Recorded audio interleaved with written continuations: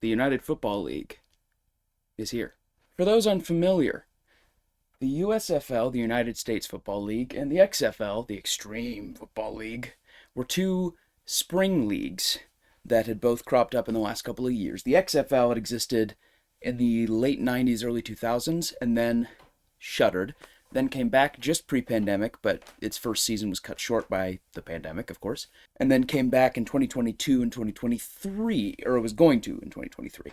The USFL started in the 80s and shuttered, and then just came back a few years ago. These two leagues came together, realized rather than, cannibalizing each other's audiences, let's work together and let's actually pool our resources and make something that can actually stand a chance of surviving. So that's what they did.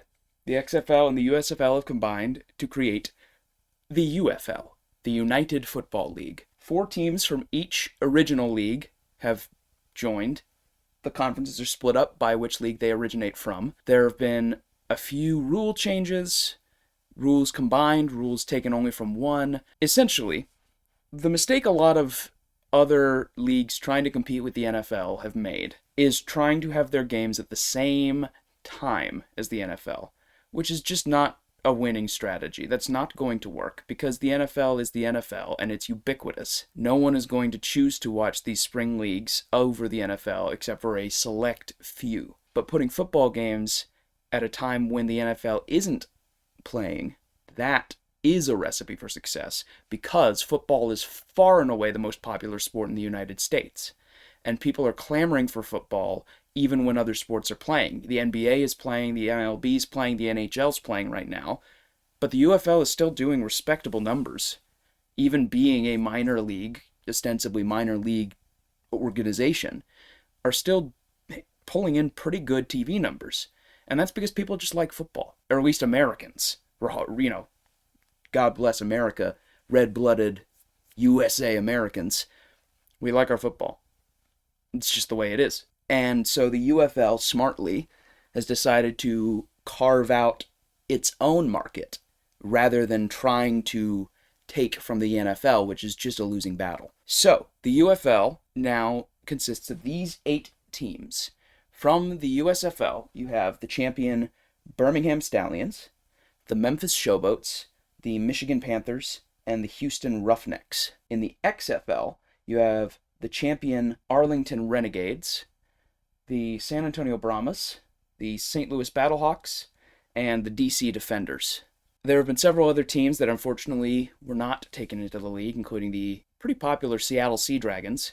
But the thinking is, as this league becomes more successful and gets more money, that they'll be able to bring more of those teams back in.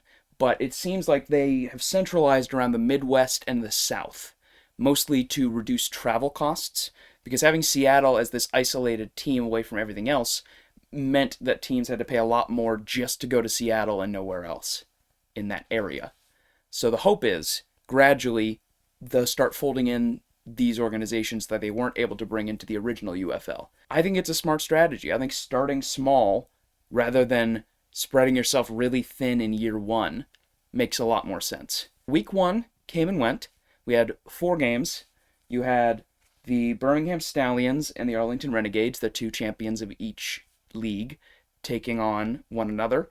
The Birmingham Stallions emerged victorious, 27-14. At first, the Renegades looked pretty solid, especially in the first half. Their offense was moving. They had the momentum. But the Stallions just held strong. They came in at the very end of the half with a momentum-shifting touchdown, and then for the whole second half, it just seemed like they were not giving up anything. They were unrelenting. For a while, there were no scores in the first half. It was back and forth. And then the Renegades pulled ahead, but once the Stallions adjusted, they just couldn't be stopped. Now, that's not to say the Renegades looked bad, because they didn't. The Renegades looked fine. The Stallions just seem a little more disciplined to me. It was a solid game. It ended up being a little one-sided right near the end, but it was still a good game. Then, my favorite game of the weekend, the Michigan Panthers versus the St. Louis Battlehawks. The Battlehawks were far and away the favorites. The Panthers' first 2 seasons were 2-8 and 4-6 respectively, but it didn't happen that way. The Panthers' defense was relentless. They made the Battlehawks quarterback, A.J. McCarron's life miserable for a lot of the game. It was hard for him to have time to throw. He did as much as he could with his legs, and he did it pretty successfully, but it was tough. It didn't help, of course, that Michigan's offense was also very solid. They were given opportunities by the defense, and they made the most of them. Right near the end of the game, it looked like the Battlehawks were going to pull it out. Drove down the field, managed both a touchdown and a two-point conversion in very clutch fashion. And then the Panthers, with no timeouts, drove down the field, and Jake Bates booted a 64-yard field goal to win the game. His first field goal try since high school. So immediately all eyes are on Jake Bates now. The Panthers win on his leg alone. Now, the Panthers, in general, were pretty good. I wouldn't say they were amazing. I think they have a lot of adjustments to make, but they were pretty good. I am curious to see what they do going forward. The Battlehawks, I would say, looked the best out of any of the losing teams. They lost basically more so because the Panthers played incredibly well at the end, more than the Battlehawks played poorly. I think they still have a really good shot of going far this season. They looked pretty solid that game. The Panthers got hot when they needed to. That's about what I can say about it. So I think both these teams are ones to keep an eye on. Then you had the most exciting single team performance, not the most exciting game. You had the San Antonio Brahmas versus the DC Defenders. An absolute rout by the Brahmas. It didn't start out that way. The Defenders were looking okay, and they almost had a chance of coming back in. But the Brahmas just time and time again just looked confident. They pulled off a fake punt at the end of the first half, the holder throwing to the center for a touchdown with time almost expiring. They pulled off an interception that basically like a 90-yard interception return almost for a touchdown, which is crazy. It was so fun to watch, and it's amazing to me that Wade Phillips, a coach who has been coaching in the NFL and college since like the 80s, he coached for the Bills in the 90s, he's coached for all these different teams, has still got it, and is still producing these really exciting results. It's just great to watch him obviously be having the time of his life, and the results speak for themselves. The Brahmas looked excellent. Now, that's not to say the Defenders looked bad. The Defenders were pretty good. Second best of the losing teams, I would say. Managed to get themselves back in it right near the end. If not for that really costly interception, they very easily could have taken it to overtime or won it outright. A solid shot at turning it around despite being on the bottom of their conference. It's week one. There's a lot that can change. And then you had the messiest game of the week, the Memphis Showboats and the Houston Roughnecks. This game was a hot mess.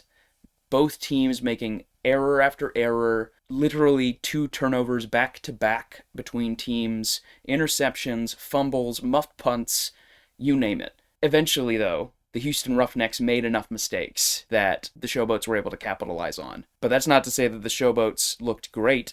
I'd say the Showboats were the worst-looking winner, without a doubt. They were fine. They did just enough to win, but they need work.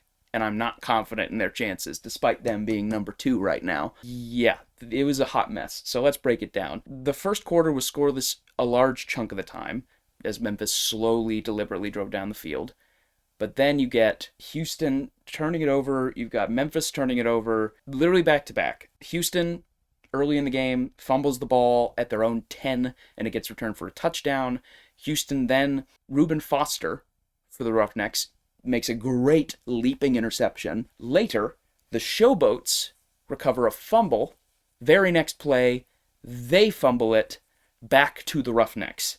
It's just a mess. It was just a hot mess of a game. And then eventually, the Roughnecks defense, which was actually pretty solid all day, managed to give them one last shot. Showboats were going to kick a field goal. They missed the field goal. The Roughnecks jumped off sides and gave the Showboats a new set of downs, immediately shooting themselves in the foot. And then the defense gives them another chance. They stop them. They hold them back. So the Showboats decide to punt. Obviously, they're up. They've got a lead. We'll just count on our defense. They kick a punt. Houston calls for a fair catch, and it falls through the returner's hands. Showboats recover. Game over, which is a gut-wrenching way to lose a football game. but Houston they gave themselves so many, they got gifted opportunities and they let them slip again and again. Houston was far and away the worst looking team, and I don't think that's a hot take. Not to say the Showboats looked great. The Showboats, again, I would put below some of the losing teams. But the Roughnecks looked rough, funnily enough. Now, what's different about the UFL from the NFL? Well, there are no extra point kicks. You have to bring the ball into the end zone. But you can go for 1, 2, or 3 if you like. It moves you further back for each point after attempt. Kickoffs are essentially the players stopped 5 yards apart from each other on the side of the field where the ball is going to get returned. No one can move until the ball is fielded, which results in a lot fewer injuries, and because of the reduced amount of touchbacks, means that balls get returned, I think in the XFL is like 90% of the time, versus the NFL's like 10, which now the NFL is integrating that rule into their kickoffs, which I think is great. I think that's wonderful that the NFL can take a page out of their playbook. You can also challenge rulings if you've got a timeout as many times as you want, which was a big deal, especially in the Brahmas Defenders game. The Defenders actually got a touchdown that at first was just going to be a more difficult try for the 2-point conversion because a player committed a flagrant personal foul, spat on a guy, crazy. And then Wade Phillips challenged there not being a penalty by the Defenders and successfully challenged it. One of them had false started. The touchdown gets called back, and that's what leads to that costly interception by the Brahmas. So this rule is obviously a big deal. And the fact that you can challenge basically anything, I think is a good thing. It means that obvious wrong calls don't leave coaches entirely powerless to fix them. And I think that's just a good thing. So where do I rank these teams?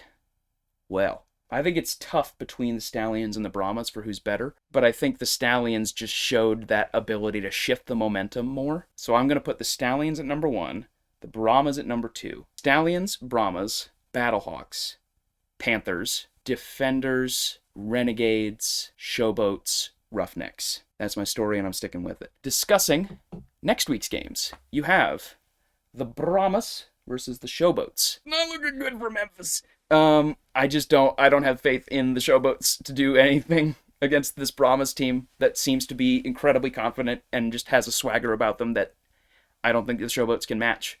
I just don't see it. Renegades and Battlehawks is a game I'm very excited about. I have no idea which way it's going to go. Those teams are very close, I would say. I might give the slight edge to the Battlehawks just because they seemed to hang in it late where the Renegades didn't. Stallions and Panthers, I'm giving it to the Stallions. I think the Panthers will be competitive, but I don't think they're going to win. Granted, people didn't think they would beat the Battlehawks. I could be entirely wrong, and I wouldn't be surprised. I would kind of love to see it after the Panthers had 2 really lackluster seasons. But I'm not holding my breath. Roughnecks and Defenders. Sorry, Houston. I'm giving it to the Defenders. Y'all look bad. You guys look bad. I'm sorry. You also have the worst looking uniforms in the league. So, okay. Not worst looking uniforms. Worst looking helmets. The asymmetrical doesn't work. I'm sorry, Houston. It's not personal, but you got to fix your helmets. It doesn't work. It doesn't work. Just change your helmets. It's that easy. I promise. I San Antonio Brahmas.